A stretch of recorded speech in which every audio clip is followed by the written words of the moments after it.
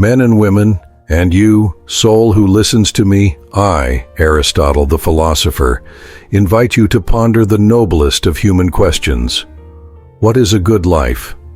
I observe, in analyzing the conduct of men, how many lose themselves in labyrinths of fleeting pleasures or in the accumulation of transient wealth, confusing true happiness with mere sensations or external possessions. But I tell you that the authentic good life is not a temporary state of contentment. It is a path, a virtuous activity of the soul, which we call Eudaimonia. It is the full flourishing of the human being, the realization of their highest potential. This is not found outside you, in goods or accolades, but resides in your own conduct, in the constant exercise of virtue and reason. It is a goal that demands effort, discernment, and the dedication of a lifetime of reflection and practice. In analyzing human aspirations, I perceive that all, without exception, yearn for happiness, the supreme good.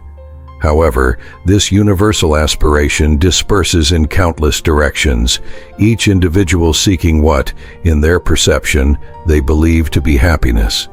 Some find it in the satisfaction of sensory pleasures, in the indulgence of basic appetites, others in the incessant accumulation of wealth, judging that material security and purchasing power are the safe harbor of joy. There are still those who seek it in honor and public recognition, in the admiration and applause of their fellow citizens. But in employing reason to investigate these choices, I question, can true and lasting happiness reside in something so intrinsically ephemeral and dependent on external factors, which are beyond our direct control? The true good life, Eudaimonia, is not a mere feeling of fleeting pleasure, nor the momentary satisfaction of a specific desire that quickly vanishes. It is by no means a passive state of momentary contentment, which can be easily disturbed by a sudden change in fortune, an unexpected setback, or the inconstancy of others' opinions. It is, fundamentally, a constant activity, a way of living, an active flourishing of the soul achieved solely through the continuous and virtuous exercise of reason, the highest and most distinctive of human faculties that differentiate us. It is, in its essence, an ultimate good, pursued for its own sake, and not as a simple means to achieve another end. Let us consider the man who primarily builds his life around the pursuit of pleasure. His existence, though it may seem attractive and inviting at first glance to many, is in reality enslaved by his desires and appetites, making him little different in his essence from the existence of an animal devoid of higher reason. Pleasure is by nature fleeting and transient, and dependence on it inevitably leads to emotional instability and deep dissatisfaction when pleasure is absent or diminishes. True happiness, I argue, cannot be built on such a shifting and uncertain foundation, which disintegrates with every change of mood or external circumstance. Reason, our innate distinction as human beings, must guide and govern our actions and not be passively guided by the impulses of appetites. And what shall we say, then, of the unbridled pursuit of wealth? It is undeniable that material goods are useful and, to a certain extent, necessary for basic subsistence and for the practice of certain social virtues, such as generosity and benevolence. However, wealth is, by definition, a means to achieve other ends, and not an end in itself. No one, if truly honest, seeks wealth for wealth's sake, but rather for what it can provide in terms of comfort, security, or power. If the good life were, in its essence, wealth, we would be valuing the instrument more than the ultimate goal of existence itself. Furthermore, material fortune is notoriously inconstant and can be lost at any moment, taking with it the supposed happiness of the individual who based their life upon it. Honor, in turn, can be considered a higher and more desirable good than mere pleasure or accumulated wealth, for it implies, in its conception, a recognition of the individual's virtue. However, honor, by its very nature, depends crucially on those who grant it, on the opinion and judgment of others, and not on the recipient. Your reputation and your good name are, to a large extent, in the hands of others, and not in your own inalienable control. True human dignity, authentic virtue, must reside intrinsically within yourselves, in your own deliberate virtuous action, and not in the fickle and mutable perception of your fellow beings. The good life must be intrinsic and self-sufficient, not extrinsic and dependent. Eudaimonia, therefore, can be logically defined as an activity of the soul performed in accordance with virtue, and if there happens to be more than one virtue in question, then in accordance with the best and most complete of them. Virtue, it is fundamental to understand, is not a mere theoretical knowledge acquired passively, but rather a constant practice, an ingrained habit, a way of being and acting in the world. Just as an athlete becomes strong and skilled through continuous and exhaustive training, a human becomes virtuous through the conscious repetition of virtuous actions, until these actions become integrated and an inseparable part of their second nature. And what is the highest and most distinctive virtue granted to us? It is, without a doubt, the virtue of reason, the innate capacity to think, to deliberate about what is good and just, to seek truth with persistence and clarity.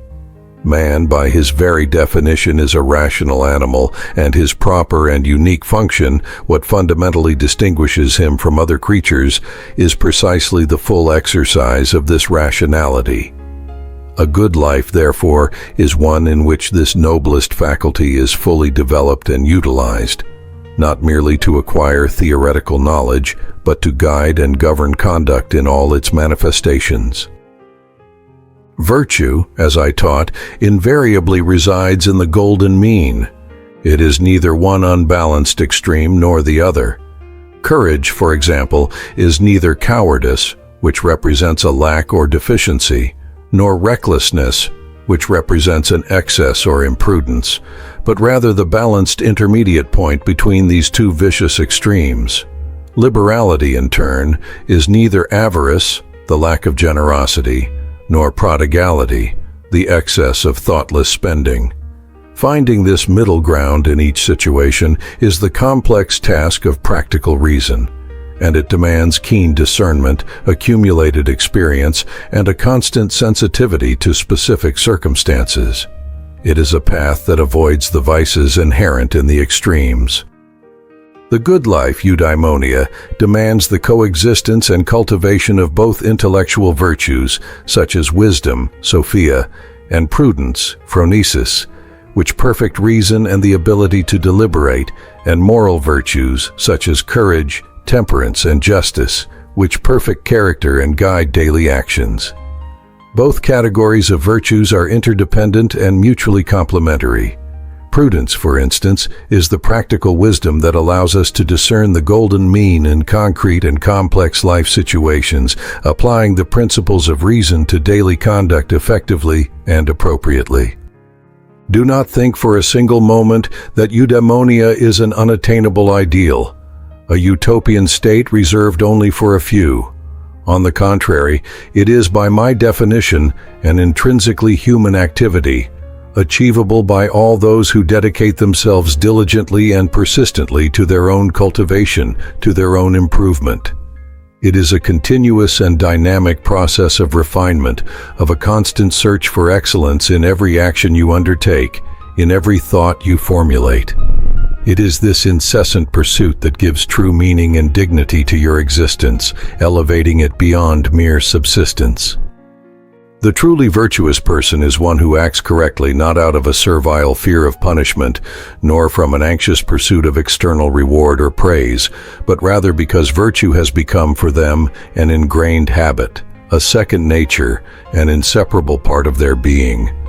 They find intrinsic pleasure in the virtuous action itself and not in the results or external benefits that it may by chance bring.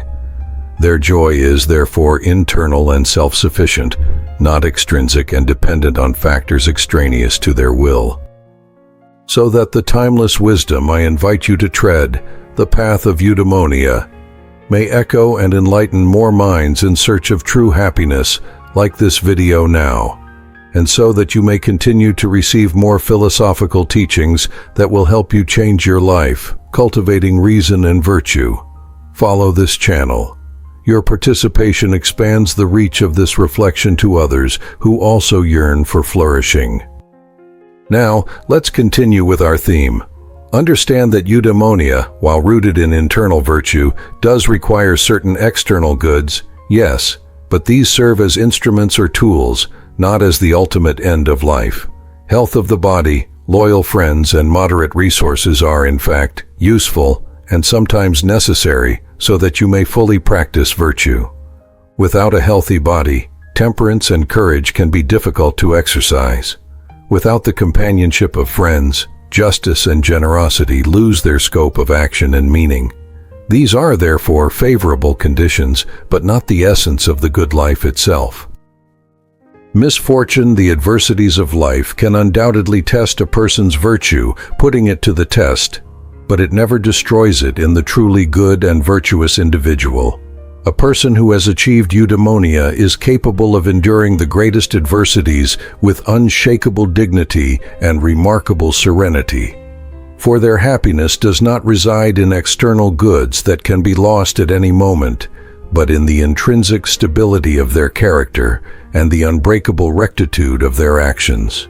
They maintain their integrity and inner peace even in the face of the greatest trials imposed by fate.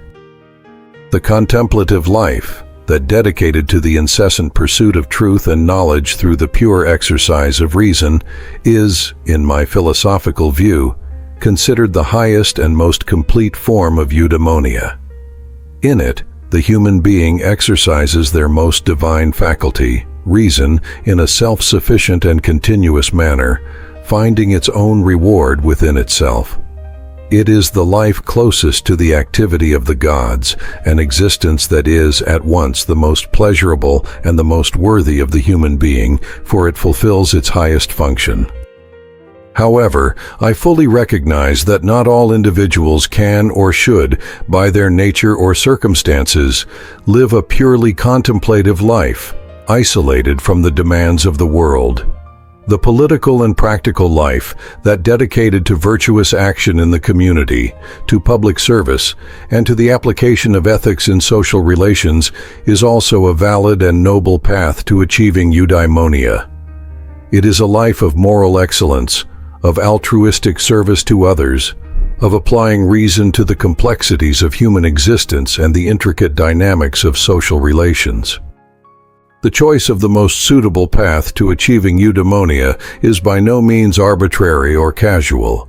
It must be wisely guided by prudence, phronesis, the intellectual virtue that allows us to deliberate correctly and discern what is truly good and useful for life in its totality, considering all its complexities and nuances. It is prudence that helps us find the golden mean in each particular situation and to apply virtuous principles to the concrete circumstances of life effectively and appropriately, ensuring the rectitude of action. The young person, in their natural inexperience of life and lack of practical living, is not fully apt to be a student of ethics immediately, in the profound sense of acquiring practical wisdom. Their life has not yet provided them with the necessary experience to discern the golden mean and apply ethical principles in all the complex situations of existence. Ethics, the pursuit of the good life, demands not only intellect, but also emotional maturity and the accumulation of virtuous habits forged through constant practice over time. Make no mistake, my students, eudaimonia is not something achieved overnight, like an instant prize. On the contrary, it is the accumulated result of an entire life of conscious effort, deliberate and virtuous choices, constant discipline, and a continuous process of self-improvement. It is an ongoing journey, a becoming, and not a static final destination. Each day granted to you offers a new and precious opportunity to act virtuously and, thus, gradually approach your full flourishing and your realization as human beings. May your pursuit of happiness be, in fact, an incessant pursuit of excellence of character, through the constant and deliberate practice of virtue in all its manifestations and the full and refined use of your reason. Do not be deceived by fleeting pleasures that quickly vanish, nor by volatile riches that can be lost at any moment. Focus your energies on what is truly yours and inalienable, your own soul, and the intrinsic capacity to mold and perfect it through virtue. Citizens, may your life be a living testament to Eudaimonia, a luminous example of how reason and virtue can guide humanity to its highest achievement and fulfillment. May every action you undertake be a deliberate and conscious step towards your personal flourishing, and may the peace of soul resulting from a virtuous life be your richest and most enduring reward. May your existence be in itself the sublime manifestation of a truly good life.